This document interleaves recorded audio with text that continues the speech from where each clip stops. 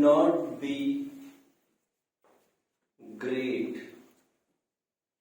to start a work, but you need to start to be a great person. किसी भी कार्य को प्रारंभ करने के लिए महान होने की जरूरत नहीं है, लेकिन महान होने के लिए कार्य को प्रारंभ करने की जरूरत है। आहा, ये जिनशासन, ये जिनशासन न होता तो कितने घुटते रहते हम।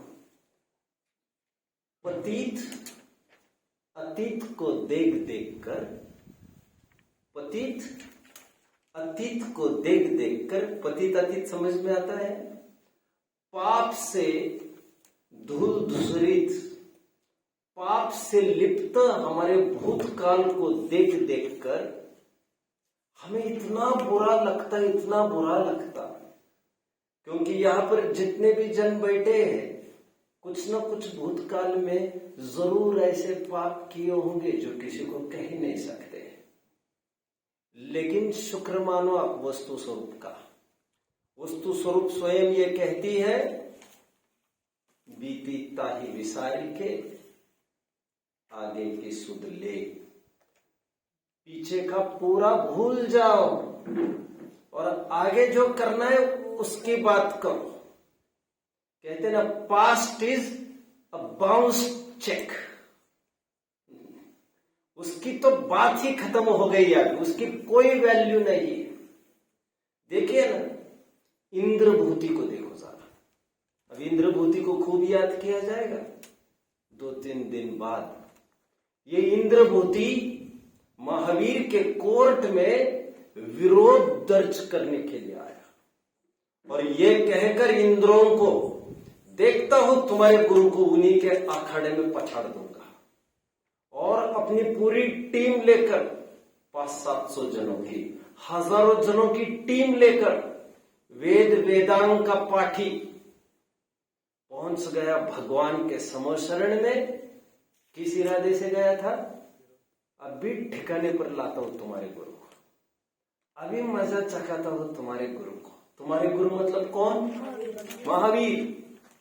और मजा चखाने आ गए, दिखाने आ गए और स्वयं देखते ही रह गए। मान स्तंभ देखा, मान गल गया। ये ग्रहित मिथ्यात्वी, अभी तक का ग्रहित मिथ्यात्वी जो जान ठोक कर खड़ा है भगवान के कंपटीशन में, आज भगवान का प्रचार प्रसार करने का बीड़ा उठाने का एक ऑथराइज्ड पर्सन हो गए गणधर। समय पलटते देर नहीं लगती। इसीलिए मैं कहता हूं कि पिछला कितना पाप है इसकी कोई वैल्यू नहीं। जिस समय तुम्हें लगेगा कि मुझे सुधरना है, फिर कोई दुनिया की ताकत आपको सन्मार्ग पर चलने से रोक नहीं पाएगी। रिजॉइस। ये मत सोचो हमें तब कोई समझा देता, अरे छोड़िए अभी इन बातों को, वर्तमान तुम्हारे हाथ में। The first mistake I committed was I failed to plant a tree 20 years ago. But I won't repeat the mistake now. Now the best time to plant a tree is now. मजा आ गया, बहुत बढ़िया है ये बच्चा, इसको दे दो एक स्टार। अभी जो 20 साल पहले हम यदि कुछ करके रखे होते, बीज बोकर रहते होते, तो आज छायेदार पेड़ में आनंद करते। लेकिन यह सोच सोच कर कब तक परेशान होते रहेंगे?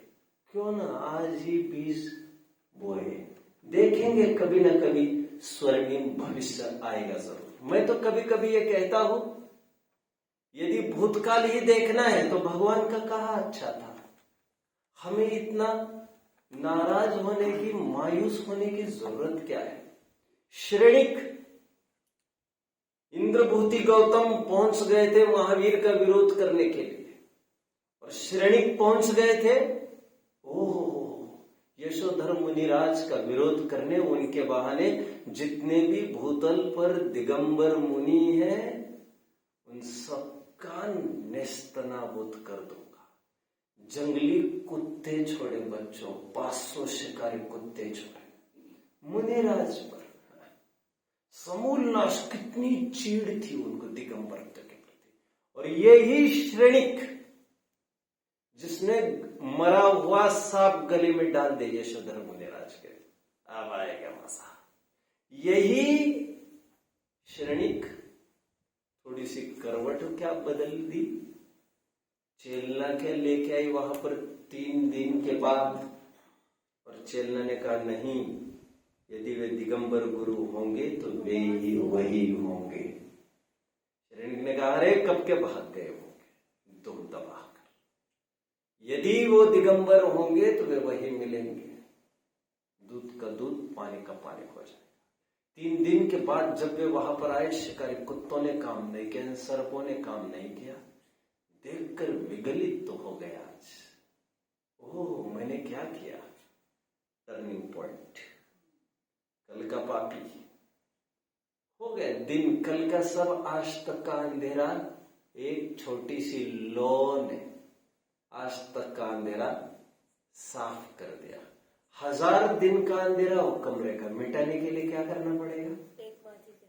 10 भाव तक संवर मरुभूति का जीव खूब वैर विरोध लेता रहा पार्श्वनाथ के। हमने भगवान पार्श्वनाथ पाठ देखा था, कभी अजगर बनकर, कभी भील बनकर, कभी शेर बनकर, कभी नाग बनकर लेता रहा, बदला लेता रहा 10वें भाव में। इसीलिए कहा जाता ना, your patience will be tested, your conviction will be paid. आपका धैर्य आजमाया जाएगा। और 10 भावों तक धैर्य धारण करते रहे पार्श्वनाथ का जीव। और 10वें भाव में पत्थर पटकते पटकते 10वें भाव में संवर देव को, मरुभूति के जीव को आज ये लगा पहली बार, यार कितना सता है इसको, फिर भी टस समझ। वे भगवान अवस्था को प्राप्त हुए तो इन्होंने भी सुध ले ली, सम्यक दर्शन को प्राप्त हो गए। तो आज तक कितनी चूके की है सामने वालों ने, इसलिए उसको उसी निगाह से न देखे। सुधरने का अवसर सबको दिया जाए। कोई स्थायी पापी नहीं होता, कोई स्थायी पतित नहीं होता। जीने का अवसर सबको पुनः दिया जाए। बोलो, कुछ हाथों पर बोलो। पंडित जी, आपने कहा ना कि श्रेणिक ने उनपे सांप डाला था, तो उनपे कुछ नहीं हुआ, मैं सांप भी नहीं, बट उनपे चींटियां आई थी ना, देखिए। लेकिन उन्होंने उपसर्ग का तो अभाव ही कर दिया था। बोलो। आपने कहा था कि पूर्व में जो हो चुका है उसकी चिंता नहीं करनी चाहिए, आगे बढ़ते रहना चाहिए। पर तभी हम पाप बंधों से क्यों, पाप बंध के चक्र में क्यों रहते? मतलब जो पाप हमने पूर्व में किए उसका हमें फल तो अवश्य मिलता है, तो ऐसा क्यों? लेकिन उसी बात को रोते रहने से तो काम नहीं बनेगा। रात गई, बात गई। अभी जो पाप हो गए उसकी उससे सबक तो सीख लिया, शिक्षा तो सीखा, मुझे ऐसा नहीं करना चाहिए था। लेकिन बार बार पश्चाताप के अग्नि में जलना कोई समझदारी तो नहीं हुआ करती। ठीक है, सन्मार्ग पर लगना है, भक्ति स्वाध्याय में लग गए, आत्मानुभूति के उपाय में लग गए, निर्वाण का उपाय में लग गए। अब कब तक कल की यादों को कर करके सदमे में चले जाएंगे? फिर ऐसे तो हर एक जन डिप्रेशन में चला जाएगा। मैं उठ सकता हूं, ये कल के पाप धुल सकते हैं, मिच्छामि दुक्कडम हो सकता है, ये समझे बिना वो नया कदम नहीं उठा सकता। समझ रहे? लोक में जैसे देखते किसी का बालक मर गया, कितनी तकलीफ होती है उसको, इकलौता मर गया, अभी मान के चले 1 साल का था, क्यों छेड़ रहे उस नाखून के साथ? बालक मर गया 1-2 साल का किसी का, कितना बुरा लगता है उसको, लगता है ना। लेकिन सदमे में कब तक पड़ा रहेगा वो? उसको यही तो कहेंगे समझाने वाले, बुरा नहीं मानना, समझाने वाले यही तो कहेंगे छोड़ो। क्या समझाएंगे उसको? क्या समझाते हैं? क्या समझाते हैं? छोड़ो, दूसरा हो जाएगा, दूसरा हो जाएगा बच्चा। लेकिन वो तो चला गया, वो तो चला गया, लेकिन तुम्हारी तो खाना पूर्ति हो जाएगी। तुम्हें समस्या तुम्हारी उठाने की है ना, तुम्हारी समस्या तुम्हें पानी पिलाने की है ना, तुम्हारी समस्या तुम्हें तत्व ज्ञान दिलाने की है, बुढ़ापा की लाठी की तुम्हारी समस्या है ना, वो तो कुछ भी पूर्ति हो जाएगी। ये नहीं तो दूसरे से इतनी क्यों फिक्र करते हो? ये कहकर उसको सावधान किया जाता है, किया जाता है ना। लड़की विधवा हो गई, क्या कहकर उसको समझाया जाता है? अब मैं दूसरी बात तो नहीं करूंगा, अन्यथा आगम विरुद्ध बात तो नहीं करूंगा। दूसरी संतान तो हो सकती थी उसकी, लेकिन जो विधवा हो चुकी है, मैं ये नहीं कह सकता दूसरी शादी कर लो, मैं ये नहीं कह रहा हूं। मैं तो ये कह रहा हूं, उस लड़की को ये कहा जा सकता है ना, कोई बात नहीं, तुम इस घर में रह लेना, इस आश्रम में रह लेना, कोई फिक्र नहीं है, यहाँ पर पूरा धर्म ध्यान होगा, हम सब है तुम्हारी रक्षा के लिए। तो उसे कोई दिक्कत है? हम कब तक उन्हीं बातों को याद कर करके परेशान होते रहेंगे? कुछ नई आजमाइश करेंगे कि नहीं? एग्जाम में कोई फेल हो गए 8th स्टैंडर्ड में, आप क्या चाहते हो? वो स्कूल ही पढ़ना बंद कर दे, इसी सदमे में चले जाए, पागल हो जाए कि मैं फेल हो गया, मैं फेल हो गया। कोई उसको आकर ये समझाता है कि भैया तुम पढ़ो, अभी निकल सकते हो तुम। नहीं, मैं फेल हो गया, मैं इतना पढ़ाई की थी, हो नहीं पाया। पागल होना तो कोई उपाय नहीं था। उठो, फिर से कोशिश करो। कोशिश करने वालों के हार नहीं होती। सबको फर्स्ट अटेम्प्ट में हो ये जरूरी नहीं। Try next attempt, try third attempt. कुछ लोग 7-7, 8-8 अटेम्प्ट में क्लियर कर लेते हैं, लेकिन हिम्मत नहीं हारते। देखा है ना मैंने, एडिसन ने एक खोज करने के लिए 1800 बार चूक की, लेकिन फिर सफल हुआ, और एडिसन का नाम आज हर लफ्ज पर है। इतना क्यों फेमस हो गया? क्योंकि आती हुई फेलियर्स उसको पीछे डिगा नहीं पाए। तो पीछे की याद कर करके सदमे में चले जाइए, कौन सी सावधानी? सबक सीखो, शिक्षा लो, आगे बढ़ो। इसी का नाम जीवन है, और रोजाना ऐसे कुछ न कुछ होता ही रहता है। कुछ इस कदर, मैं हमेशा कहता हूं, कुछ इस कदर मैंने जिंदगी को आसान कर लिया, किसी को माफ कर दिया और किसी से माफी मांग ली। तो फिर से पढ़ाई करना चालू करो, फिर से हमारे हाथ में है सब कुछ, समझना है। इसलिए भी मैं कहता हूं, एक हार से कोई फकीर और एक जीत से कोई सिकंदर नहीं होता। कई बार मेरे भी प्रवचन बहुत फेल गए। जो प्रवचन फेल गए हैं, ऐसा मुझे लगा है, उसकी खूब तारीफें भी हुई है। अच्छा, प्रवचन फेल हो गए तो उसका उपाय क्या था? उपाय ये तो नहीं था कि अब मैं गद्दी पर बैठूंगा, ये तो कोई उपाय नहीं है। ये तो मैदान छोड़कर भागने की बात हो गई। चूकेंगे तो सुधर जाएंगे, फिर से और पढ़ेंगे और समझेंगे, इसी रास्ते से होकर आगे प्रवीण बनते हैं। बोलो। पंडित जी, राम ने युद्ध किए थे, तो जैसे अब हमारे भारत के सैनिक होते हैं, कई शूरवीर थे, और हमारे राम और कई जैनों ने युद्ध लड़े थे, तो उन्हें पाप नहीं लगा था? लगा था, सबको पाप लगता है। हिंसा का बिल्कुल लगेगा, बट वो तो हम हमारे देश को बचाने के लिए कर रहे हैं। फिर भी उसे भी हिंसा कहेंगे, विरोधी हिंसा कहेंगे, और आगे चलकर विरोधी हिंसा का भी त्याग होता है। इसलिए मुनि अवस्था में किसी भी प्रकार की कोई हिंसा नहीं होती। उद्योगी और आरंभी हिंसा तो होती ही नहीं, संकल्पी का तो दूर तक सवाल नहीं, बट विरोधी हिंसा भी बाद में नहीं होती। मुनिराज के सामने उनके संघर्ष मुनि को कोई आकर रोंद डाले, खत्म कर दे, फाड़ कर खा जाए, फिर भी वे बचाने की कोशिश नहीं करते, वे अड़ीग बैठे रहते। कोई अटैचमेंट नहीं है बचाने का। आप समझ रहे हैं, विरोधी हिंसा उनके जीवन में नहीं होती। जो हो रहा है योग्यता से हो रहा है, ऐसे वे मानकर सहज बैठे। समझ रहे हो? आगे बढ़ते हैं। कल रस के साथ साथ 5 स्थावरों की भी क्रम से हमने चर्चा की।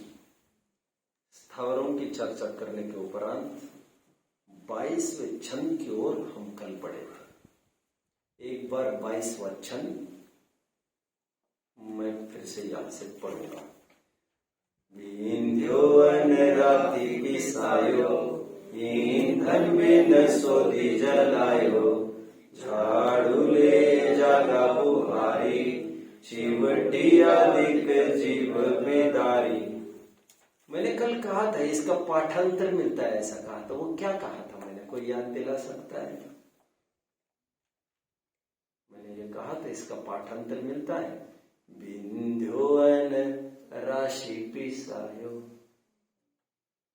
बिंधा हुआ अन्न की राशि मैंने पीस दी। हो, मैंने बड़ा पाप किया। कितने जीवों को उसमें घात हुआ होगा।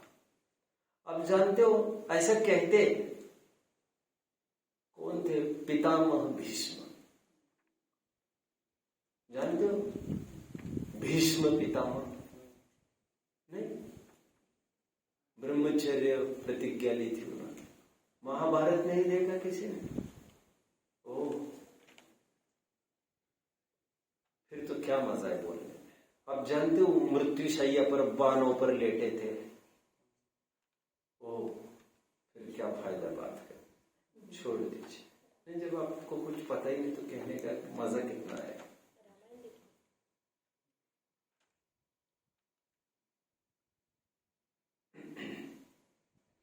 रामायण देखे तो मैं रामायण की कुछ घटना बता सकता हूँ, लेकिन अभी मुझे इसी की बतानी थी थोड़ी। अंतिम समय में भीष्म पितामह जब मृत्युशैया पर है तो बाणों की नोक पर लेटे हैं।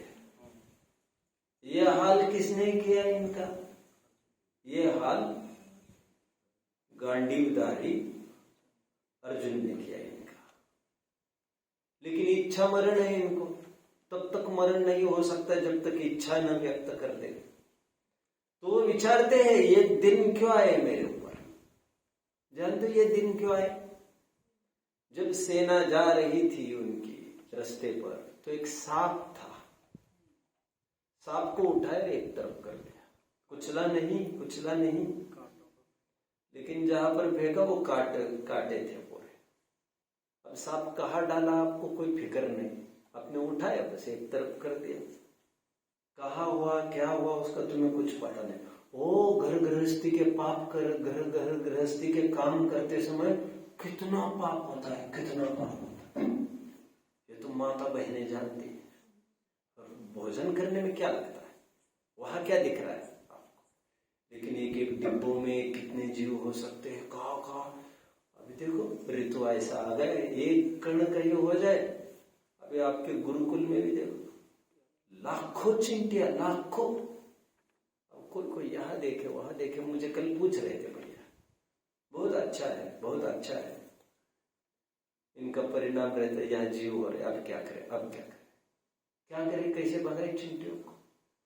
मैंने कहा देखो भैया, उपाय तो एक ही है। चिंटियों को आंखें नहीं है, हमारे पास आंखें है, हमें बच कर चले, और क्या कर सकते? क्योंकि चिंटियों के लिए क्या उपाय करोगे तुम, क्या करोगे?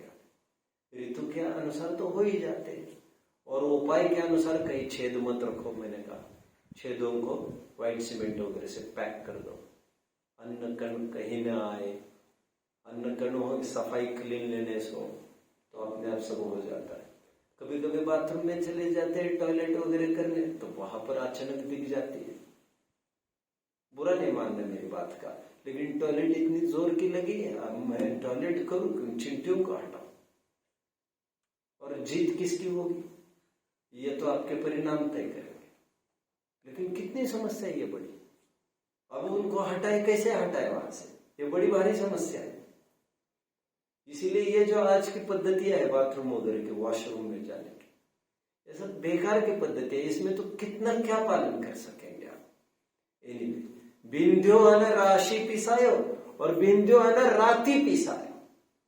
अब यह हालत देखिए आप, आपको स्कूल में जाना है कितने बजे, मान के चलो 7 बजे का स्कूल है। अभी ठंड के दिन में भाई साहब दिन उगता है 7:15 बजे और आपको 7 बजे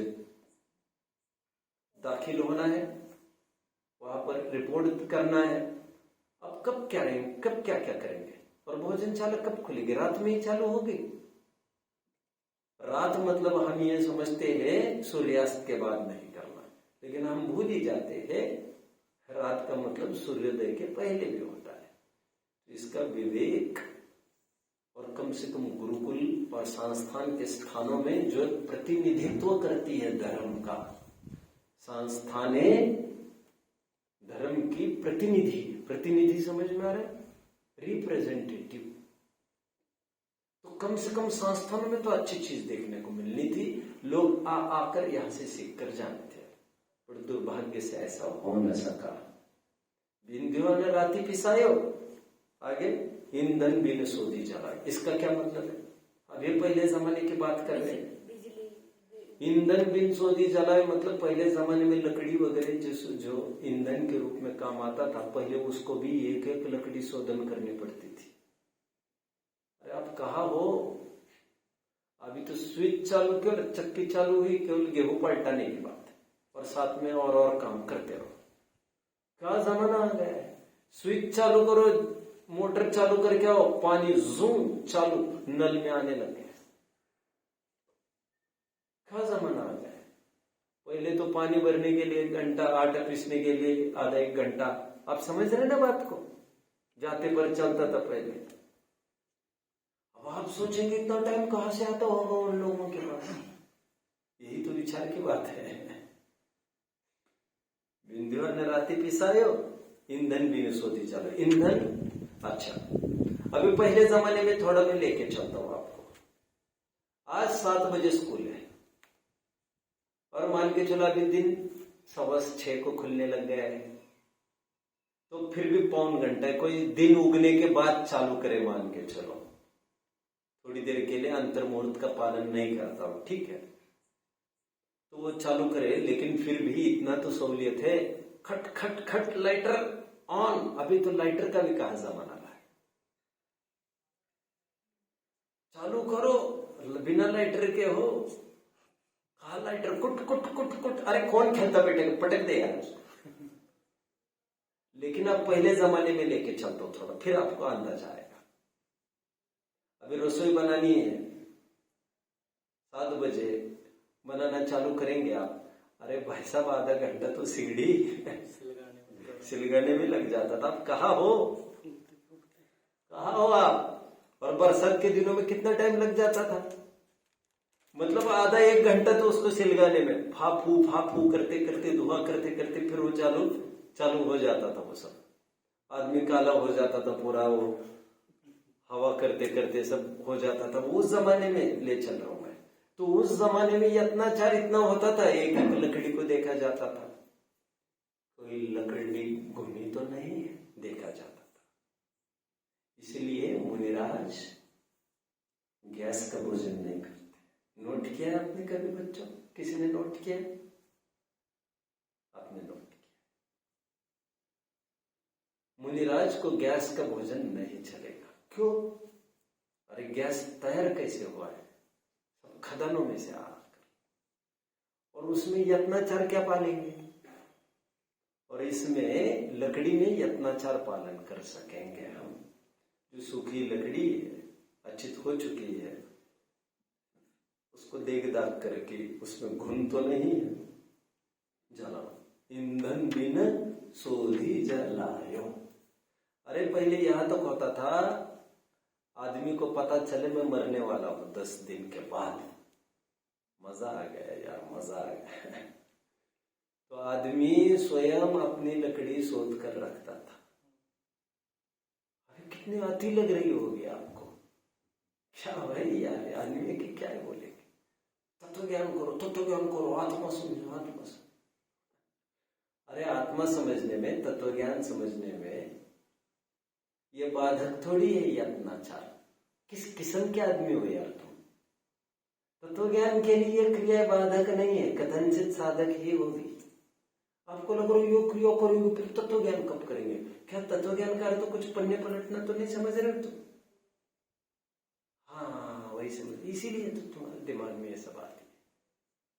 तत्वज्ञान तो समझ का नाम है, यो करूंगा तो फिर तत्वज्ञान कब करो?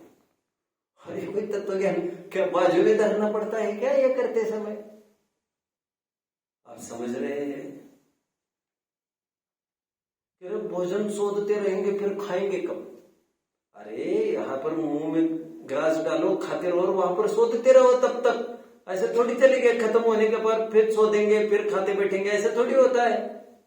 ठीक उसी प्रकार यहां पर समझना चाहिए, मरते समय में भी लोग स्वयं की लकड़ी जितनी लगती थी ना, कितनी लकड़ी लगती हो, 20-25 लकड़ी मान के चलो, बड़े बड़े लॉग्स, उतनी लकड़ी स्वयं शोधन करके रखता था, किसी पर भरोसा नहीं रखता था। यदि बच्चे कहे फादर आई एम देयर, तब तो फिर ठीक है कहते। तो इस विधि से भी लकड़ी की भी व्यवस्था हो जाती थी, अंतर्मुहूर्त में उसको दहन कर दिया जाता था। ठीक है। ईंधन बिन सोधी जलाए, झाड़ू ले जागा बुहारी, चिवटी आदि के जीव विदारी। झाड़ू ले जागा बुहारी, चिवटी आदि के जीव विदारी। झाड़ू लेकर जो हमने जागा बुहारी, झाड़ू लगाई, उसमें भी कीड़े हैं, मकोड़े हैं, चिंटियां हैं, कोई इनकी परवाह नहीं की। ढकेलते रहे उनको, और जीव मर भी सकते थे वे। झाड़ू इसलिए सॉफ्ट चाहिए कभी भी। अभी तो खैर सब सॉफ्ट ही आ गई है, लेकिन कभी कभी एकदम ब्लंट हो जाते हैं, उनका यूज नहीं करना चाहिए। जाले वाले नहीं होने देना चाहिए कहीं, फिर उनके घर उजाड़ने पड़ते हैं। और कदाचित जाने लग जाए, कदाचित ऐसा हो जाए तो कम से कम वो जीव वगैरह सब ऐसा नहीं हो, नहीं तो फिर रगड़े जाते दीवार को। देखा है जाले हटाने में फिर जीव भी रगड़े जाते, कितने सूक्ष्म हो जाते हैं। अब बरसाती माहौल वगैरह में तो बहुत होने लगते हैं ये सब। इन सब की अत्याचार हमें पालना चाहिए। ठीक है। कुछ प्रश्न? मुनिराज भी ग्रंथ लिखते हैं, कोटर में रखते हैं। अब मान के चलो उन्होंने कोई ग्रंथ लिखना चालू किया, मुनिराज ने, मूलाचार में मैंने पढ़ाई, तो यदि 4 दिन में वही है, ग्रंथ लिख रहे हैं और 4 दिन वही है, तो कोटर में रखा है ग्रंथ, तो 4 दिन रोजाना उनका काम तय हो गया। रोजाना उसको भले ग्रंथ नहीं लिखना, नहीं पढ़ना हो, वो रोज उसको परिमार्जन करेंगे, उठाएंगे, फिर परिमार्जन करेंगे, फिर रखेंगे। यस, फिर जब वो वहां से निकल देंगे फिर उनकी जिम्मेदारी खत्म। ग्रंथ लिखना मतलब आरंभ का भी काम है, इस कदर से भी आरंभ का काम। ठीक है, लेकिन मुनिराज के लिए वह निषिद्ध नहीं है। ठीक है। चिवटी आदि की जीव, चिवटी मतलब समझ में आ रहा है, छिंटी आदि जीव की विराधना में। जल छानी जीवानी कीनी, सोहु पुनि डारी जुदीनी, नहीं जल थानक पहुंचाई, किरिया बिन पाप पाई। अभी कहाँ तक गिने? लोक में कहते ना, रास्ते में इतने गड्ढे हो गए, रास्ता तो रहा ही नहीं साहब, अभी गड्ढों में रास्ता ढूंढना पड़ता है। उसी प्रकार गृहस्थी कितनी पापमय दशा है, आप कल्पना कर सकेंगे। एक पानी छानना रूप अनुष्ठान में भी नानी याद आई, पानी छानना रूप एक अनुष्ठान। अभी बोलो पानी छानते हो आप, मान के चलो छाना, दोहरे कपड़े से छाना, मान के चलो छाना, उसकी बिल छानी दी, मान के चलो दी कहा, बिल छानी दी कहा जानी चाहिए थी। जहां का पानी था वहीं पर बिल छानी दी जानी चाहिए थी। जैसे उस कुएं से पानी लिफ्ट किया तो वहीं पर छानकर उसका जो छना हुआ अनछना पार्ट है, ऊपरी ऊपरी पार्ट, उसको वहीं पर बिलछानी के रूप में उसी कुएं में जाना था, और वो भी कुएं से ऊपर से नहीं पटकना है उसको। मैंने नोट किया मंदिरों में जाकर तो मैंने ये पाया 100 में से 90 मंदिरों में, 95 नहीं 99 मंदिरों में कड़ेदार बाल्टियां ही नहीं। क्या कहा मैंने, आप सुन रहे गौर से? कड़ेदार बाल्टी नहीं समझा होगा आपने, सवाल नहीं समझने का, आपने भी नहीं समझा होगा ना, आपने समझा होगा, आपका तो क्या बात है। कड़ेदार बाल्टी, कड़ेदार, अभी कड़ेदार बाल्टी एक पर्टिकुलर ऐसी बाल्टी है बच्चों, मेरे पास है दिखाने के लिए, नीचे भी, राइट राइट राइट, जो अभी जैसे हमने 50 फीट गहराई से पानी उठाया, अभी बिलछानी ऊपर से कैसे जाएगी नीचे, नीचे से तो ऊपर आ गया बाल्टी खींचकर, अब नीचे कैसे जाएगा पानी? ऊपर से यदि आप पटक देंगे बिलछानी उल्टा करके, निर्वपामीति स्वाहा, सभी जीव खत्म हो जाएंगे।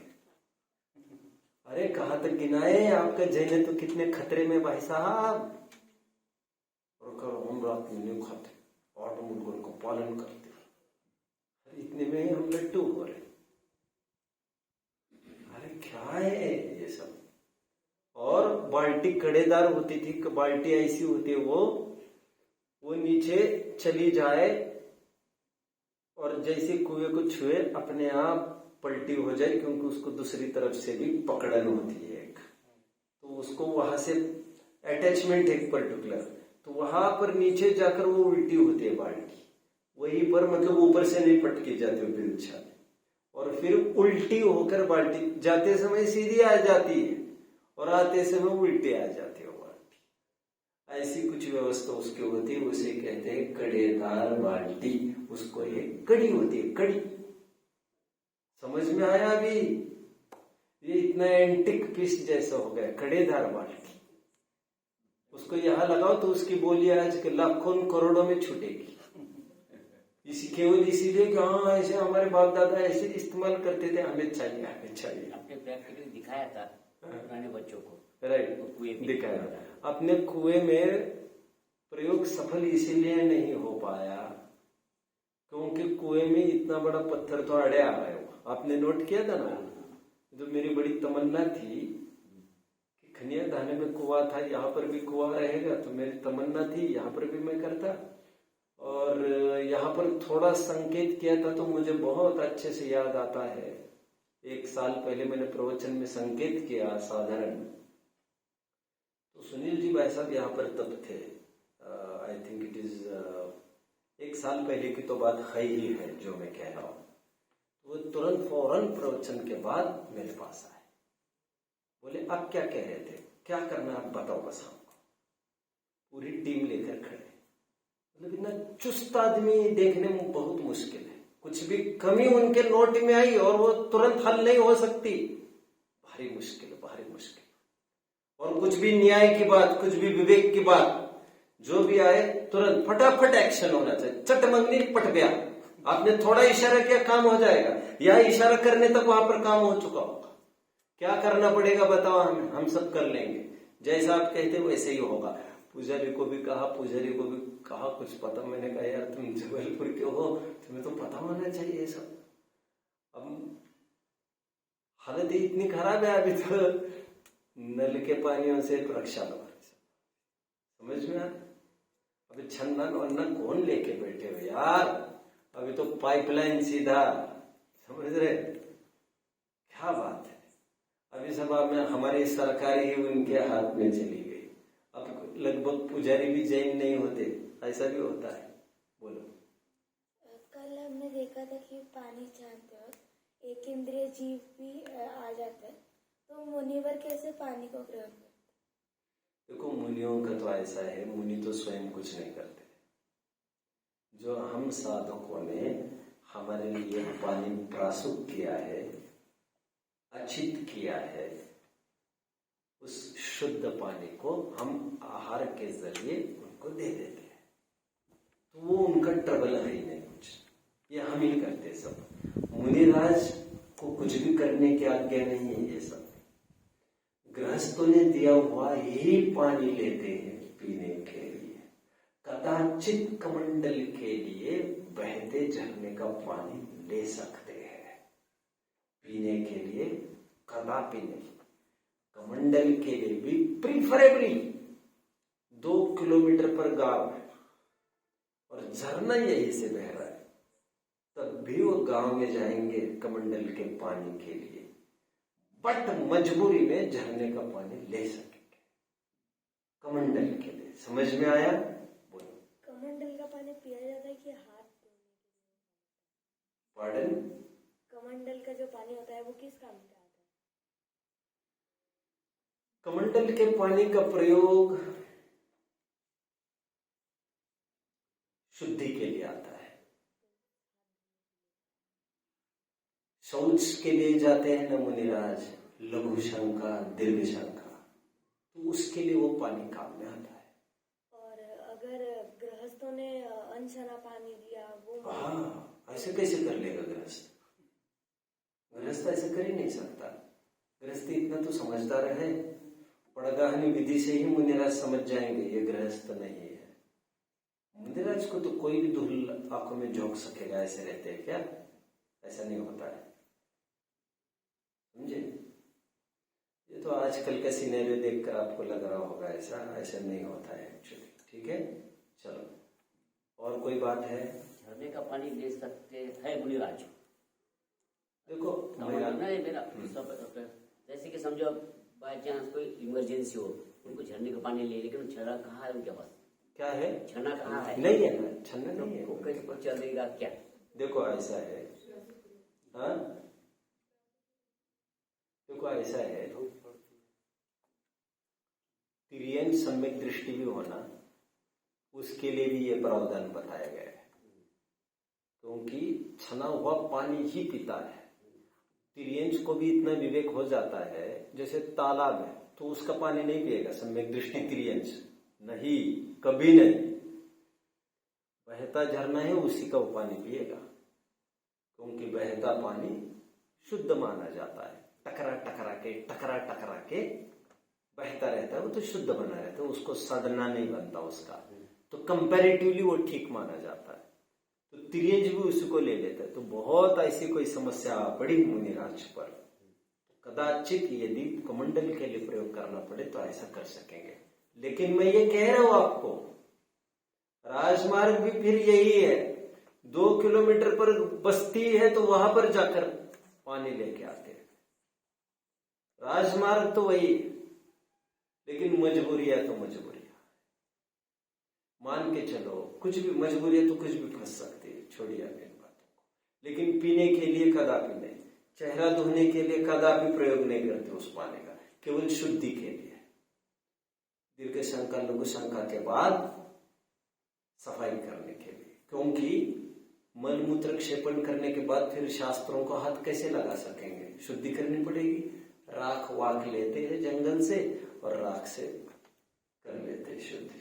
ठीक है, आगे बढ़ते हैं। नहीं जल थानक पहुंचाई, किरिया बिन पाप उपाय। जल के स्थान पर बिलछानी लेके जानी थी। बिलछानी समझ में आया ना? ऊपर का पार्ट, अनफिल्टर्ड वाटर, उसको फिर से वही क्षेपण करना था, लेकिन वहां पर नहीं किया। मतलब थोड़ी बहुत कुछ क्रियाएं की तो मन मर जाए उतनी की, आधी अधूरी कर ली। जल मल मोरिन गिरवायो। देखो अभी कल मैं थोड़ी सी बात कह रहा था, हमारे बाथरूम्स में, हमारे वॉशरूम्स में, टॉयलेट्स में तीखे साबुनों का प्रयोग करते हैं।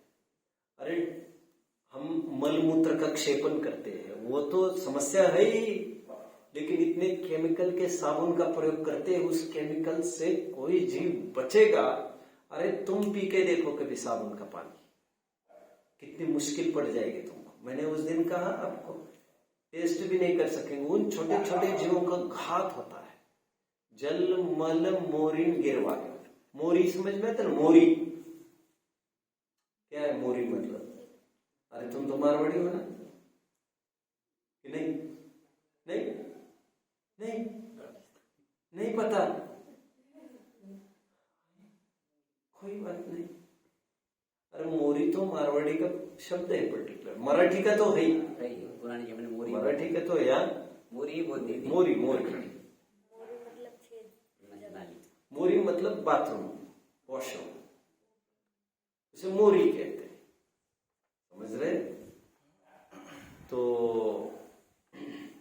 जल मल मोरिन गिरवाना, मलमूत्र का क्षेपण करते रहे, कपड़े धोते रहे, साबुन का पानी जाता रहा, सब बाथरूम में जाता रहा। तो तरीका क्या है? तरीका ये है, आपको कपड़े धोने हैं साबुन के, तो बच्चों को ये सिखाना चाहिए भैया। तो कपड़े तो बच्चे धोते होंगे, उनको ये तरीका जरूर सिखाया जाए, ऐसा मेरी बड़ी भावना है। उनको आदत ही नहीं लगाए बाथरूम में कपड़े धोने की। ये यदि हो जाएगा तो काम हो जाएगा अपना। खनिया दाना में बहुत बड़ी मात्रा में यह सब पालन होता था, बच्चों होता था। ये कोई बात ऐसी नहीं कि पहली बार हो रहा है। 10 साल में खनिया दाना रहा, ये भी रहे। बच्चे घास पर कभी चलते थे? वहां पर कितनी धाक थी वहां पर। और क्या कह रहा था मैं, कपड़े भी बच्चे ऐसे धोए, बाथरूम में धोए नहीं। छत है ना यहाँ पर, गैलरी टाइप बड़ी, वहीं पर आए, वहां पर पहले क्लीन करे बच्चे एकदम उसको चकाचक, नहीं तो कपड़े ही खराब कर देंगे। तो उसे क्लीन करके 2-3 बाल्टियां वहां रखे। बाथरूम में कपड़े धोएंगे तो इतना पानी बहाएंगे ये जिसके हद नहीं है, और साबुन सोडा तो जाएगा ही बाथरूम में। अब जानते हो, मेरा एक दोस्त था, विदेश गया, he was talking about Denmark. जब वो गया, वो एक होटल पर रुक गया। दूसरे दिन वहां पर सुबह सुबह वो आदमी आया, एक वेटर, बोले कपड़े नहीं धोने हैं आपको? बोले नहीं धोने, नहीं धोऊंगा मैं, नहीं धोता हूं। बोले धोए हैं कपड़े आपने? फाइन। बोले मैंने धोए ही नहीं है कपड़े। धोए, उसने अंडरवेयर धोई थी और उनकी मशीन ने वो रीड कर दिया, अरे साबुन का पानी आता हुआ तुरंत मार्क करता है कंप्यूटर। आप समझ रहे हैं?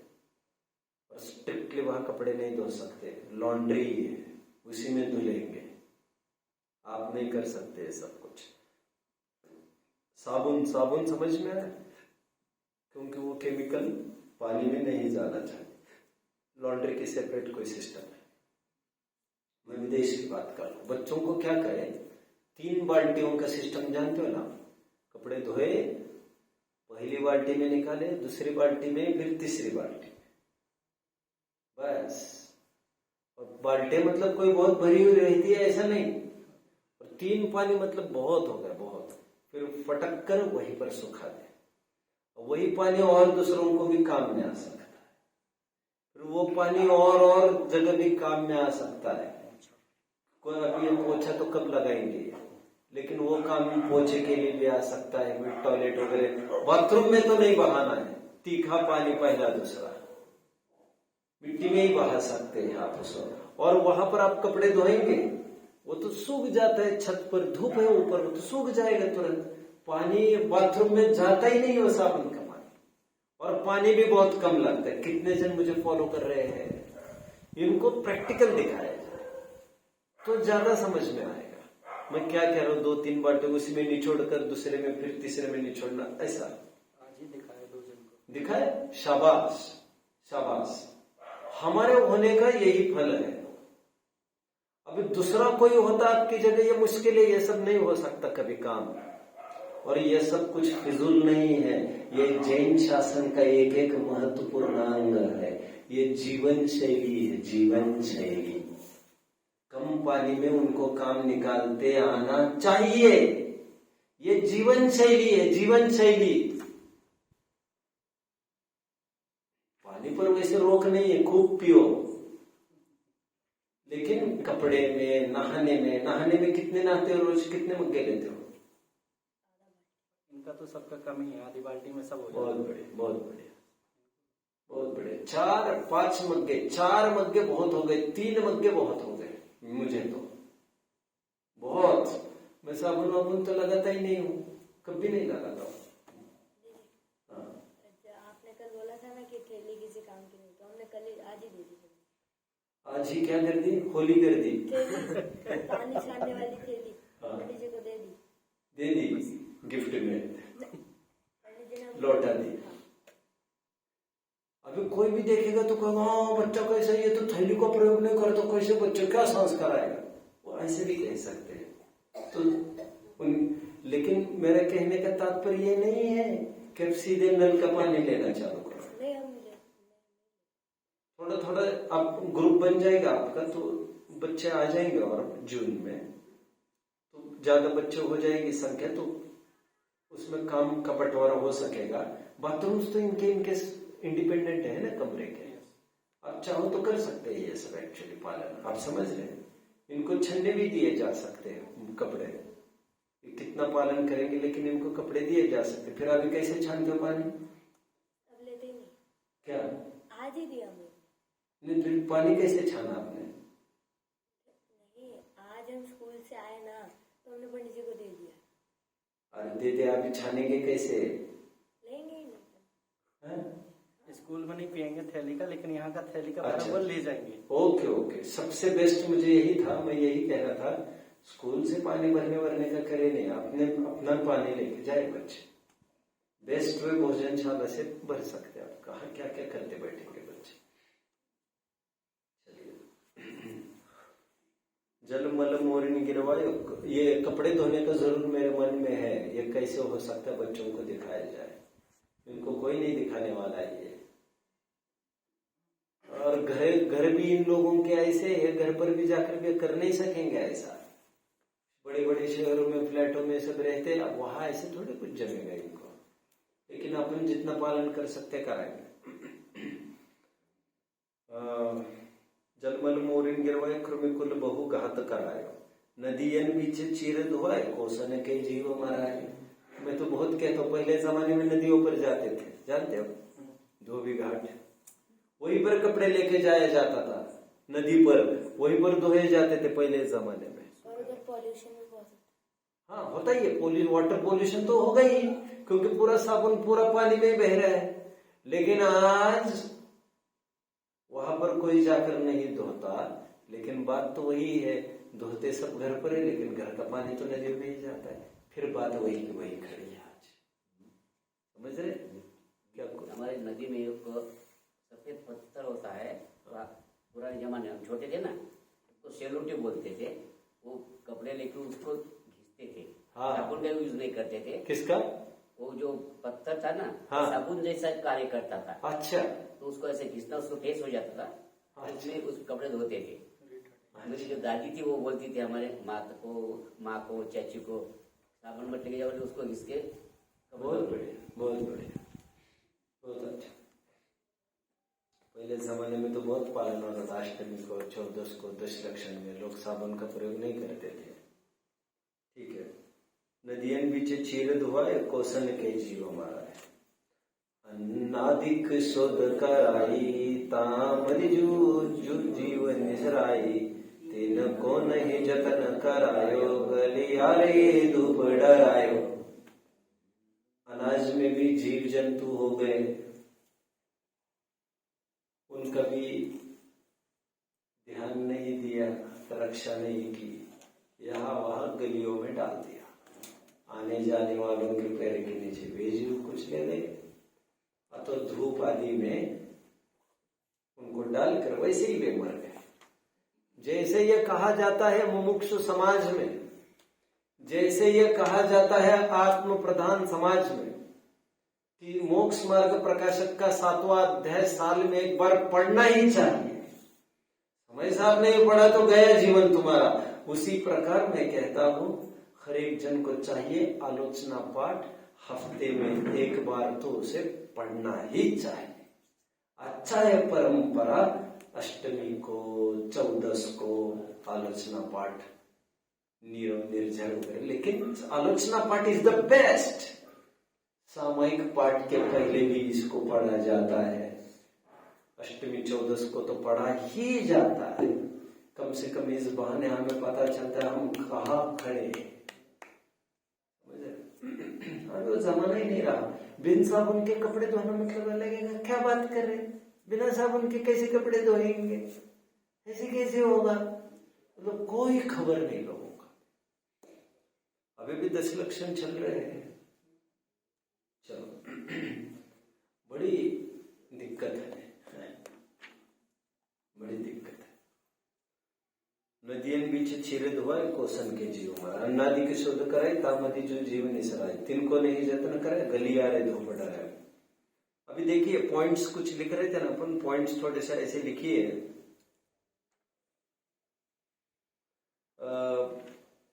प्रीवियस पॉइंट कौन सा था?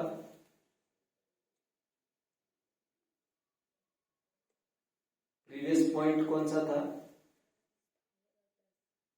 रसवस्थावर। इनको एक स्टार दे दो भैया। और अभी लेटेस्ट एक पॉइंट बनेगा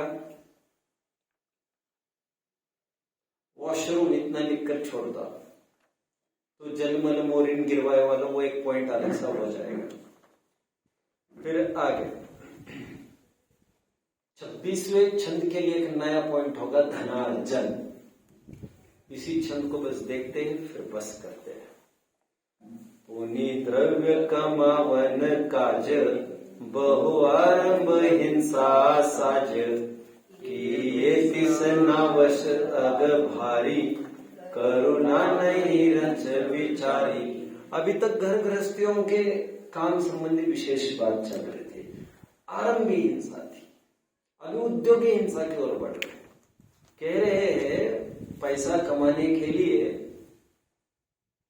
खूब आरंभ और हिंसा करते रहे।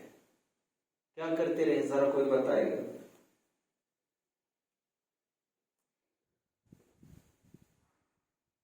हम तो कोई हिंसक काम नहीं करते हैं। क्या करते हो तुम लोग? किराना दुकान है, किराना दुकान में क्या क्या है? गुटखा तंबाकू तो रखनी पड़ती है, विल्स ब्रिस्टॉल 4 मीनार तो रखनी पड़ती है। विल्स ब्रिस्टॉल 4 मीनार जानते हो? अच्छा है, बहुत अच्छा है। सिगरेट्स के नाम, कंपनीज के नाम है। और किराना दुकान में सब चलता है। ईस्ट तो रखनी पड़ती है। ईस्ट समझते हो? YEST। सब ये शराब वराब बनाने के सामने वो तो बनानी पड़ती है, वो तो बेचना ही पड़ता है हमको। किराने के नाम पर सब बेचे जा रहे हैं। अब तुम धंधा बोलो और हम बताएंगे तुम्हें। जिसके हम तो कपड़े का धंधा करते थे। कौन से कपड़े का धंधा करते हैं? टेरिकॉट, सिल्क तो सिल्क ही, सिल्क तो महाहिंसक है।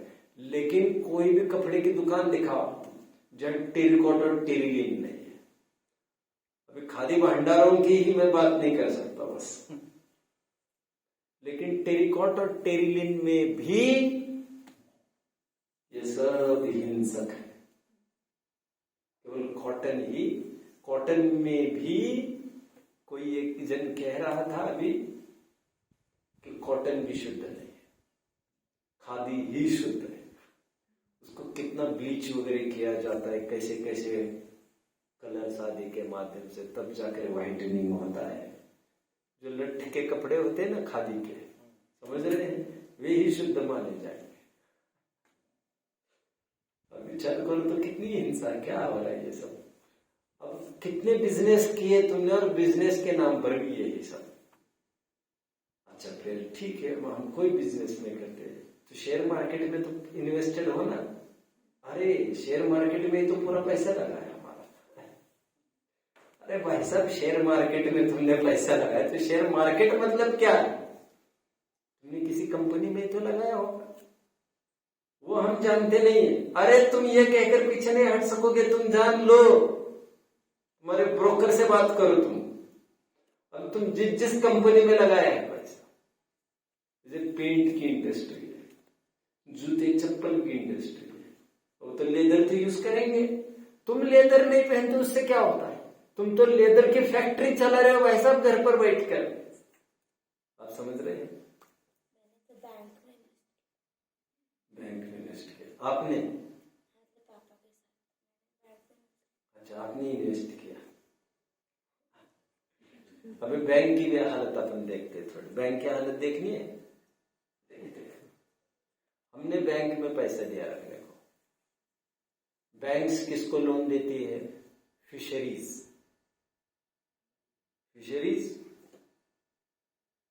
मत्स्यालय, पोल्ट्रीज, कुक्कुट पालन, स्लॉटर हाउस। हाँ या ना? कोई बेरोजगार है और उसे कपड़े का, हैंडलूम का, खादी ग्राम उद्योग चालू करना है, चक्रे काटते काटते उसके 10 साल निपट जाएंगे लोन सैंक्शन होने में, और वो जाकर बस इतना कहे मैं कत्तल खाना चालू करना चाहता हूं, पेपर्स फटाफट रेडी करके दे देते, तुम करो साइन, फटाफट सैंक्शन। अब वो पैसा हमारा कहाँ लग रहा है? लोन्स में। उनके लोन्स में हम ना रखते तो ना वो दिया जाता। मतलब डोंट माइंड, मुझे मत पूछो फिर मैं कहाँ रखूं। मैं कोई इन्वेस्टिंग प्लानिंग का उपाय नहीं बताने वाला हूं आपको। तो आप मुझे पूछोगे कहा क्या करे साहब इन्वेस्टिंग का। मैं तो आपको बता रहा हूं फैक्ट। देखो, बैंक में कोई मेरे नहीं है ऐसा तो है नहीं, खाता तो सब है ही, लेकिन ये रियलाइजेशन चाहिए हमें। आप कहीं भी नहीं बच पा रहे हो। घर पर रखोगे तो मरोगे, बैंक में रखोगे तो मरोगे। साइबर क्राइम वगैरह की बात नहीं कर रहा हूं मैं। कुछ लोग क्या करते हैं इसलिए आप जानते हो? हाँ, लॉकर्स वगैरह है। कुछ लोग इसलिए इंटरेस्ट भी नहीं लेते, बैंक के पैसे का नहीं लेते, कह रहे हमें इंटरेस्ट नहीं चाहिए। आपने सुना, बोहरी समाज के लोग होते हैं, वे इंटरेस्ट नहीं लेते बैंक से। मुस्लिम के एक पर्टिकुलर कैटेगरी है, राइट? इस प्रकार बहुत बड़ी दलदल है, और अभी वो एक इकोनॉमी में आ गई है वो बात। तो उसको उपाय यही था कि बैंकों में खाता ना हो। और आज भी जो थोड़े सदाचारी लोग हैं उनके बैंकों में खाते नहीं है, उनके खाते पोस्ट्स में है। और थोड़ी बात बताता हूं, ये जानना चाहते मैं थोड़ा बताता हूं। तो ये इन्वेस्ट करना चाहे पापा के साथ तो कर सकेंगे। यार तुम छोटे हो, बातें तुम ऐसे लगते बहुत बड़े बड़े आदमी बात कर रहे हैं। भिंड में, जयपुर में, मैं एक्सपर्ट नहीं हूं, मैं बस बता रहा हूं। अपनी मुमुक्षु समाज के कुछ बैंक्स है, दिगंबर जैन समाज के, वे बैंक में हम उनके पैसे रखे जाकर, तो वे एश्योर करते हैं हम किसी भी अवैध काम को लोन नहीं देते हैं। ऐसी जगह वे सदाचारी रखते हैं पैसे। ऐसी 2-5 बैंक्स कुछ होगी, वो सर्च कर लेना चाहिए। जैनियों की ऑफ कोर्स पूरा बॉडी मीटर जैन ही होती है, और वे सब तय करते हैं लोन क्यों देना, कहाँ देना, किसके लिए देना। ऐसी जगह कदाचित करना हो तो कर सकते हैं।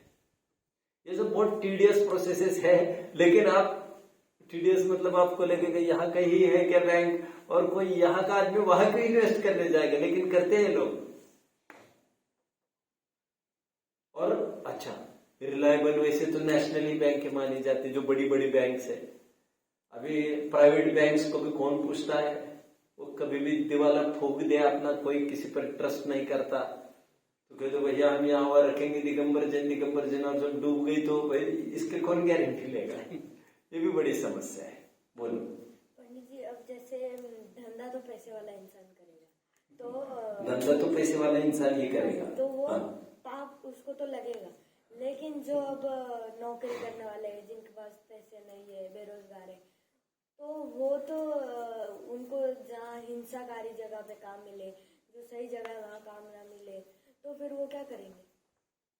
इसीलिए स्वयं ही ऐसे डिपार्टमेंट्स का चयन करें जहां पर कोई पाप न हो अथवा पाप के अवसर नहीं के बराबर हो। जैसे मैं समझता हूँ टीचिंग लाइन एक बेस्ट लाइन है, आप समझ रहे, उसमें क्या खराब काम करना है, पढ़ाना है बस,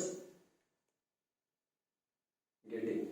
तो ऐसे मार्ग का चयन करें जहां पर ऐसा कुछ होता नहीं होगा, ठीक है। बहुत जगह अपने भाई भी है, अपने भूतपूर्व मंगलार्थी जो मेरे टच में है, अपने बहुत अच्छे अच्छे जीव है जो अच्छे अच्छे डिपार्टमेंट्स में है, बहुत बड़े बड़े डिपार्टमेंट्स में, और वो मन बने ना उनका रोजाना 1-2 लाख रुपए रिश्वत में ही खा जाए, बट वे एक पैसा नहीं लेते, बट बेचारे तरस रहे नौकरी छोड़ने को, मालूम, क्योंकि वहां रहना मुश्किल है। या तो रिश्वत लो तब तो ठीक है, ये तो बहुत बड़ी मुश्किल हो जाती है। आप सोचेंगे हम बने रहेंगे ईमानदार, लेकिन लोग बर्दाश्त करेंगे आपको, बोलो। बट जैसे ज्यादातर लोग जिन्हें पढ़ाई नहीं आती, फिर वो क्या करेंगे? पढ़ाई नहीं होती वे क्या करेंगे? देखो, जो नीतिवान आदमी है वो भूखा नहीं रहेगा, इतनी पक्की बात है।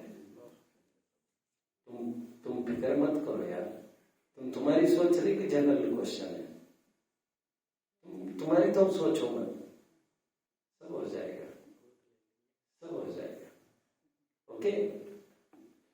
मत सोचो, और जहां चाह है वहां राह है। मैंने देखा है जो पाप नहीं करना चाहता उसको उचित स्थान पर ही उसका चयन होता है। आप मत घबराओ, ठीक है। अभी पंचम काल अपनी चरम सीमा पर नहीं है, अभी न्याय नीति का पूर्णतया खात्मा नहीं हुआ है, अभी उम्मीद है, सब समझ रहे हैं, और नहीं है तो फिर हम तो सरेंडर नहीं करेंगे। लेकिन मैंने जितना देखा भूखे रहने की नौबत तो नहीं आती है न्याय नीति से कमाने वाले को, ठीक है। बोलो बेटा। जैसे इसके सवाल के संदर्भ में कि जो हम चयन करेंगे तो हम ऐसा भी कर सकते हैं, जैसे आपने कहा टीचिंग का, या तो हम ऐसे भी कुछ कर सकते हैं, अपने खुद के इंस्टीट्यूशंस बांध सकते हैं, या तो कुछ खुद की लाइन बना सकते हैं। हाँ, हम कोचिंग क्लासेस एकेडमीज वगैरह बोल रहे हैं आप? मतलब ऐसे कमा के, मतलब किसी भूखों को दान करना। नहीं, वो तो बहुत दान करने का अलग थिंग है, but how to earn money, that is his question. His question is what should be the source of earning in such scenario, वो उसका प्रश्न है। तो कुछ टीचिंग कोर्सेस वगैरह जो है ऐसे ऐसे कर सकते हैं हम, ठीक है ना। और आपका कहना इतनी भी बुद्धि नहीं होगी तो क्या करेगा, आपका यही है, कुछ भी हो जाता है। अरे कौन से पढ़े लिखे बहुत रहते हैं ये टीचर्स वगैरह, आप क्या सोच रहे हो यार, सबको सबके लायक मिल जाते हैं, ओके।